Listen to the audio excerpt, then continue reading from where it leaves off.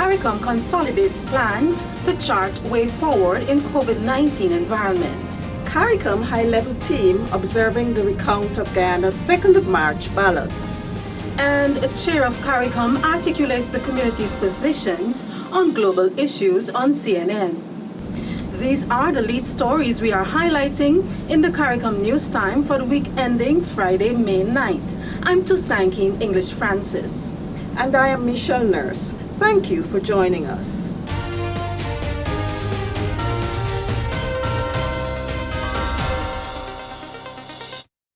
The week was abuzz with several high-profile meetings of the Caribbean community. The Conference of Caricom Heads of Government met virtually on Tuesday, the 5th of May, to follow up on several matters, including a common COVID-19 public health policy.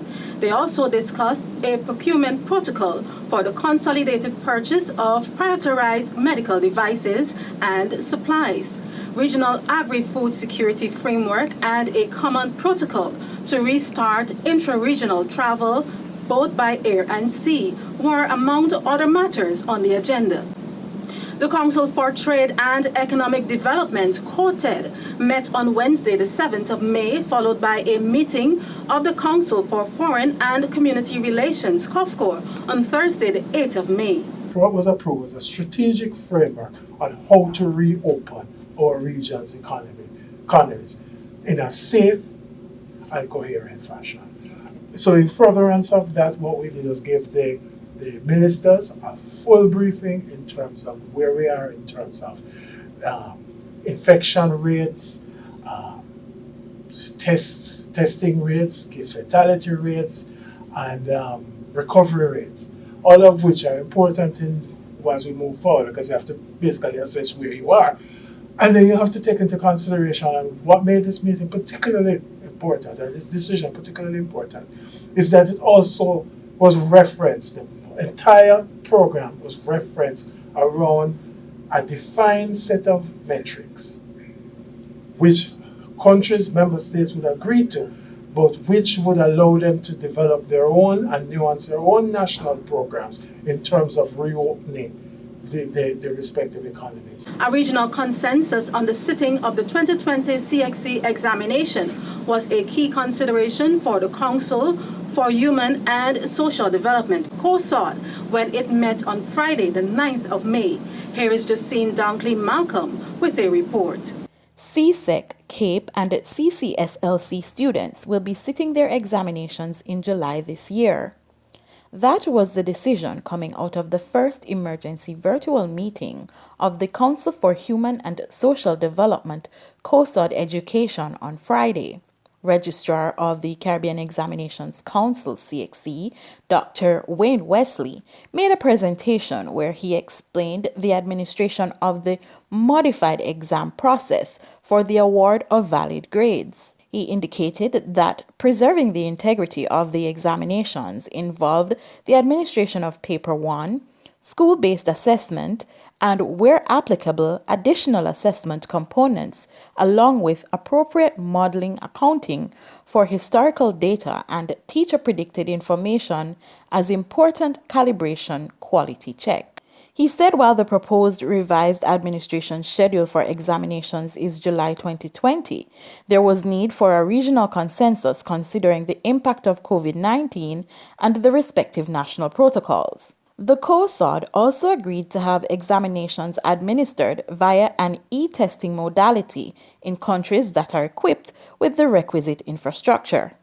However, where there were infrastructure challenges, candidates would be allowed to sit paper-based examinations. The Council also accepted a proposal from the CXC in collaboration with the UWI to accept CAPE Unit 1 plus previous results to serve as matriculation to the UWI for the next academic year. After tedious negotiations and consultations, and on evaluating education and health officials' ability to create a safe environment for students to prepare for and sit the regional examinations, the meeting arrived at a consensus for the exams to be held in July 2020. Informed by CARFA's recommendations and strategies for the safe, phased opening of schools, Ministries of Education, guided by national health officials, will adapt respective national conditions to ensure students, teachers, and staff can safely prepare for the July sitting.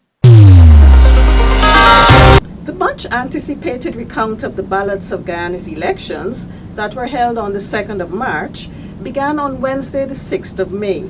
The process started at the Arthur Chung Convention Center in the presence of a 3-member Caricom observer team and other stakeholders.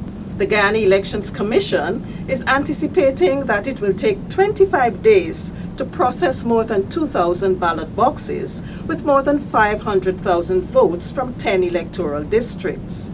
Chairman of Caricom, the Honorable Mia Motley, thanked the Government of Canada for supporting Caricom's involvement in the initiative. She also reiterated the need for transparency and the conclusion of the process without further delay. Just in case you missed it, Prime Minister Mia Motley appeared on an interview program with Christian Amanpour, the chief international anchor of the US-based television network CNN. In the wide-ranging interview on Wednesday, the 29th of April, the Caricom chair reiterated the need for small island developing states to access concessional development financing based on their peculiar vulnerabilities. This is a peculiar moment for Caribbean states, not just Barbados, and it is one in which we hope we can summon the rest of the global community to recognize that it is now more than ever that we need to recognize that global leadership is needed. We are told that we can access concessional funding or grant funding only if we have historic per capita incomes that are below certain levels. Well, Christian, that is like telling me that I should use my blood pressure reading from 2 years ago to determine whether I'm vulnerable tonight to a stroke. It's absolutely futile. And we've been carrying on this thesis and argument for over 30 years. We also had problems when the WTO was formed. We recognized, for example, that much of our domestic production would shut down and it would make us more open. When we had 9/11, we had other issues that were imposed on us on a one-size-fits-all prescription. Now we have this pandemic. We need global leadership similar to what we had post-World War II to be able to recognize that we need a plan that protects not just the strongest among us, but also the most vulnerable.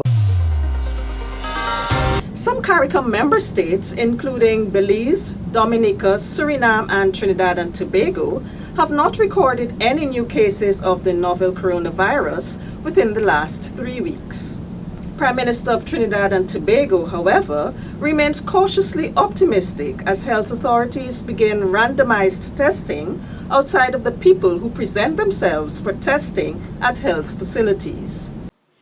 If we go back to our normal situation too early, it is very easy to have a resurgence. The bottom line is that we are aiming to score a whole point as against half a point, because so far, so good.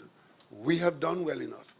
And if, as we expect, and I should say as we are hoping, that the rate at which new additions come to the confirmation column, meaning if we see the kinds of numbers we have been seeing for the last 3 weeks or so, if that is what we are going to see going forward to the 15th of May, at that time, by the 10th of May, we would be able to say to the country very confidently that we can begin to come out of the shell that we put ourselves into. The government of Jamaica is to begin exploring expanded testing options for the virus as the number of cases moves to about 470. The Caribbean Center for Renewable Energy and Energy Efficiency, CCREEE, has developed a policy paper on the impact of the novel coronavirus on the energy sector.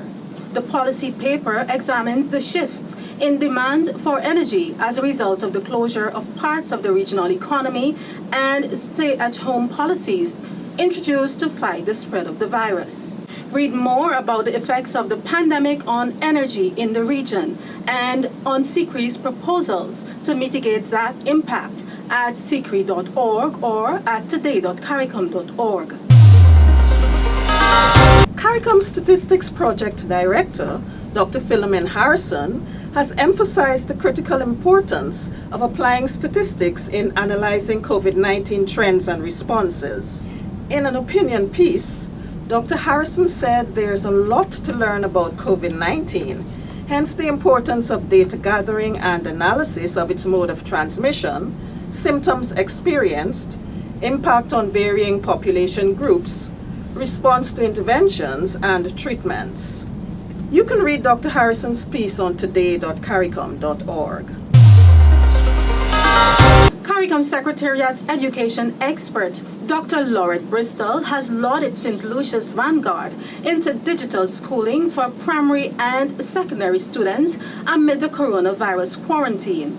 Speaking to Caricom News Time, the program manager for human resource development within the Caricom Secretariat says St. Lucia's launch of formal multimedia schooling demonstrates what the region can achieve in periods of crisis. I want to take the opportunity to congratulate St. Lucia, and its announcement in the media gave me a great deal of hope, because it's suggesting to us that not just St. Lucia, because I know that our other member states are also already engaged in similar types of activity.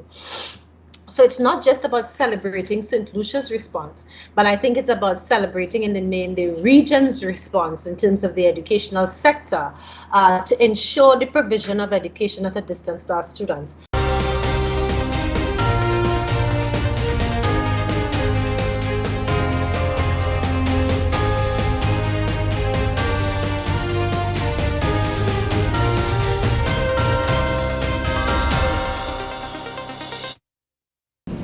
For more stories, you can visit the Caricom news site at today.caricom.org or the Caricom website at caricom.org. Like our Facebook page, follow us on Twitter, and be sure to subscribe to our YouTube channel. Continue to be safe, and see you next time.